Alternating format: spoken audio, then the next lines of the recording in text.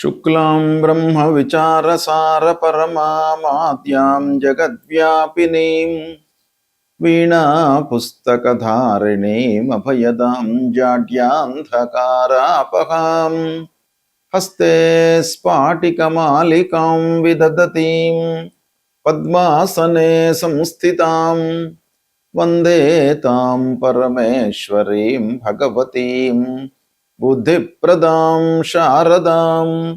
श्री महागणाधिपतये नमः। श्री महासरस्वत्यै नमः। श्री गुरुभ्यो नमः। ఆగస్టు మాసం ఆషాఢ కృష్ణ తదియ శనివారం నుండి శ్రావణ కృష్ణ తదియ సోమవారం వరకు ఉంటున్నది. అయితే ఈ ఆగస్టు మాసంలో గ్రహస్థితికి అనుకూలంగా అంటే గ్రహస్థితి ఆధారంగా మేషాది ద్వాదశ రాశుల వారికి గోచార ఫలితాలు ఎలా ఉన్నాయి అనేటువంటి విషయాన్ని తెలుసుకుందాం. ఈ ఆగస్టు మాసంలో ఉన్నటువంటి గ్రహస్థితిని గనక చూసినట్టయితే సూర్యుడు 17వ తారీఖు వరకు కర్కాటక రాశిలో సంచరిస్తున్నాడు. తదనంతరం సింహరాశిలోకి ప్రవేశించి మాసాంతం కూడాను సింహరాశిలో ఉంటున్నాడు. ఇక కుజుడు 2వ తారీఖు నుండి మాసాంతం వరకు కూడాను మిథున రాశిలో ఉంటున్నాడు. బుధుడు 5వ తారీఖు వరకు మిథున రాశిలో ఉన్నాడు. 5 నుండి 22 వరకు కర్కాటక రాశిలో సంచరిస్తున్నాడు. 22వ తారీఖు తర్వాత సింహరాశిలోకి ప్రవేశించి మాసం చివరి వరకు కూడాను సింహరాశిలో ఉంటున్నాడు. ఇక గురువు కర్కాటక రాశిలో ఉచ్చ స్థానంలో సంచరిస్తున్నాడు. శుక్రుడు ప్రారంభం నుండి 1వ తారీఖు నుండి కూడాను కన్యా రాశిలో సంచరిస్తున్నాడు. శని మీనరాశిలో వక్రరీత్యా సంచరిస్తున్నాడు ఈ మాసంలో. రాహువు కుంభరాశిలో సంచరిస్తున్నాడు. కేతువు సింహరాశిలో సంచరిస్తున్నాడు. ఈ విధంగా ముఖ్యమైనటువంటి 9 గ్రహాల యొక్క సంచారము ఈ రాశుల్లో జరుగుతుంది ఈ ఆగస్టు మాసంలో. అయితే ఈ సంచారము రాశుల వారీగా ఎలాంటి ఫలితాలను ఇవ్వబోతుంది, ఎలాంటి ఫలితాలు ఉంటాయి, ఏ ఏ విషయాలలో మనం జాగ్రత్తలు తీసుకోవాలి, ఏ ఏ విషయాలలో మనకు మంచి ఫలితాలు కలుగుతాయి, ఒకవేళ ప్రతికూలమైనటువంటి స్థానాలలో గ్రహాలు ఉన్నట్టయితే మనము ఏమి పరిహారాలు చేసుకోవాలి అనేటువంటి అన్ని విషయాలను కూడాను కూలంకషంగా మనము తెలుసుకుందాం. కర్కాటక రాశి వారికి ఆగస్టు మాసంలో ముఖ్యంగా మహిళలకు గోచార ఫలితాలు ఎలా ఉన్నాయో తెలుసుకుందాం. ఈ ఆగస్టు మాసంలో సూర్యుడు 1-2 స్థానాలలో సంచరిస్తున్నాడు, ప్రతికూలంగా ఉన్నాడు. కుజుడు ద్వాదశ స్థానంలో ప్రతికూలంగా ఉన్నాడు.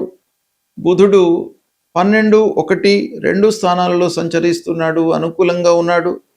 గురువు జన్మస్థానంలో సంచరిస్తున్నాడు. జన్మస్థానము గురువుకు ప్రతికూలమైనటువంటి సంచార స్థానంగా చెప్పబడి ఉంది. అయితే ఉచ్చస్థితుడై ఉన్నాడు కాబట్టి కొంత మంచి ఫలితాలను ఇచ్చే అవకాశం ఒక పక్కన ఉంది. శుక్రుడు 3వ స్థానంలో అనుకూలంగా ఉన్నాడు. శనీశ్వరుడు 9వ స్థానంలో వక్రించి సంచరిస్తున్నాడు, ప్రతికూలంగా ఉన్నాడు. రాహువు అష్టమం, కేతువు ద్వితీయ స్థానాల్లో సంచారము ప్రతికూలంగా ఉంది.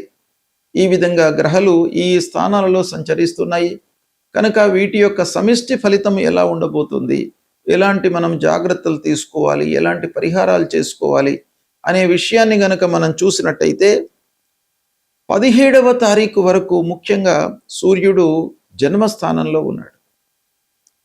జన్మస్థానము శరీరము, వ్యక్తిత్వము, మన యొక్క నేచర్ పైన ఎఫెక్ట్ ఇచ్చేటువంటి అవకాశాలు బాగా ఉంటాయి. శారీరకంగా మీకు పనిభారం పెరగడం మూలకంగా అలసట బాగా పెరిగే అవకాశం ఉంది. ఇక 17వ తర్వాత 2వ స్థానంలోకి ప్రవేశిస్తున్నాడు గనక కుటుంబం లోపల కొంత ఆర్థికపరమైనటువంటి సమస్యలు తలెత్తే అవకాశాలు ఉన్నాయి. కాబట్టి దాన్ని జాగ్రత్తగా మీరు సార్ట్అవుట్ చేసుకోండి. అంటే డబ్బు పైన, ఖర్చు పైన, రాబడి పైన, కుటుంబంలో ఉన్నటువంటి అవసరాలపైన మీరు దృష్టి నిలపడం చాలా మంచిది. ఇకపోతే అనవసరమైనటువంటి ఖర్చులు ముందుకు వస్తాయి. విదేశీ ప్రయాణాలకు మట్టుకు అనుకూలంగా ఉంది ఈ మాసం. ఇక ఆలోచనల లోపల మార్పులు కనబడుతున్నాయి.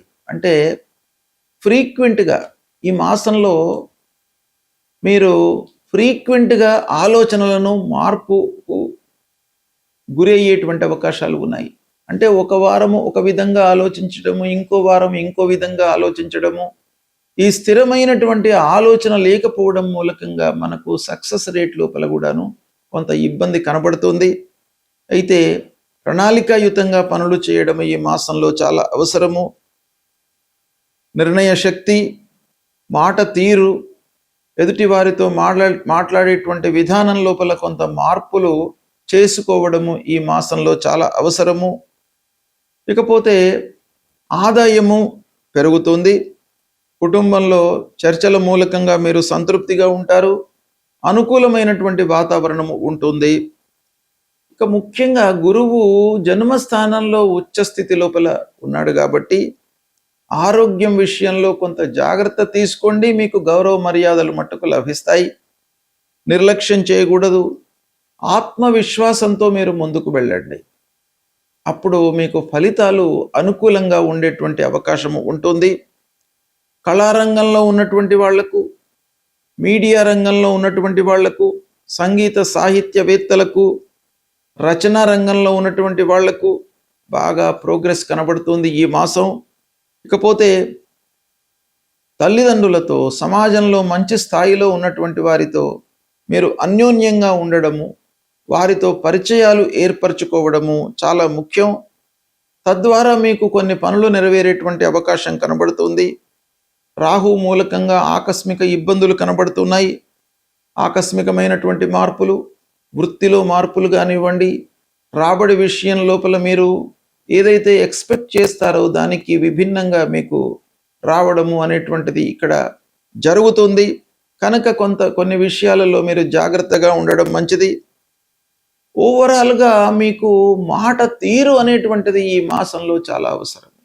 మీరు ఎంత మృదువుగా మాట్లాడి పనులు నెరవేర్చుకుంటే అంత మంచిది. కఠినత్వానికి స్వస్తి పలకండి. మాట లోపల కఠినత్వము ఉండకుండా ఒక మృదువైనటువంటి భాషణను మీరు ఈ మాసంలో చేసినట్టయితే సత్ఫలితాలు కలుగుతాయి. ఇక ఉద్యోగంలో ఉన్నటువంటి మహిళల విషయం ఆలోచించినట్టయితే అధికారుల యొక్క ఆదరణ మట్టుకు మీకు లభిస్తుంది. మీ పనితనాన్ని వాళ్ళు గుర్తిస్తారు.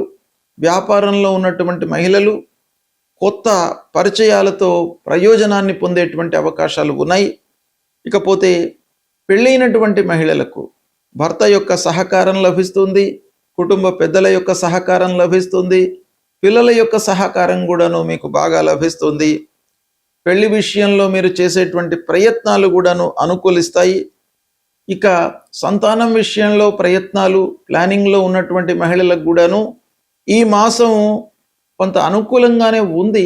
అయితే మీరు నిర్లక్ష్యం చేయకుండా ఆరోగ్యాన్ని మీరు కాపాడకుండా ఉండడము చాలా మంచిది. స్థిరాస్తులు, చరాస్తుల విషయం లోపల నెమ్మదిగా మీకు ఈ మాసం అనుకూలమైనటువంటి ఫలితాలను ఇస్తుంది. ఓవరాల్గా చూసినట్టయితే కర్కాటక రాశిలో జన్మించినటువంటి మహిళలకు ఈ ఆగస్టు మాసంలో కొంత అనుకూలమైనటువంటి ఫలితాలు ఉన్నాయి. అయినప్పటికీ మీరు ప్రతి విషయం లోపల కూడాను జాగ్రత్తగా నిర్ణయాలు తీసుకోవడము అవసరము. గ్రహస్థితి ప్రతికూలంగా ఉన్నప్పుడు మనము కొన్ని ఇబ్బందికరమైనటువంటి ఫలితాలను పొందే అవకాశం బాగా ఉంటుంది. కనుక వాటిని నియంత్రించుకోవడానికి, దుస్థానాల మూలకంగా కలిగేటువంటి ఫలితాలను తగ్గించుకోవడానికి పరిహారాలు చేసుకోవడం చాలా మంచిది. పరిహారము అనంటే మనం ఏం చేయాలి? ఏ గ్రహనైతే మనకు ప్రతికూలంగా సంచరిస్తున్నాడో ఆ గ్రహానికి సంబంధించినటువంటి పరిహారము అంటే దానము, స్తోత్ర పారాయణము చేసుకోవడం చాలా ముఖ్యం. సూర్యుడు ప్రధానమైనటువంటి గ్రహము. అన్ని రకాలుగా మనకు అన్నిటి మీద కూడాను ఆ సూర్యుడి యొక్క ఎఫెక్ట్ ఉంటుంది. ప్రధానంగా ఆరోగ్య ప్రదాత, భాస్కరాదిచ్చేతన్నారు. ఆరోగ్యం అనేటువంటిది సూర్యుడి మూలకంగా కలుగుతుంది.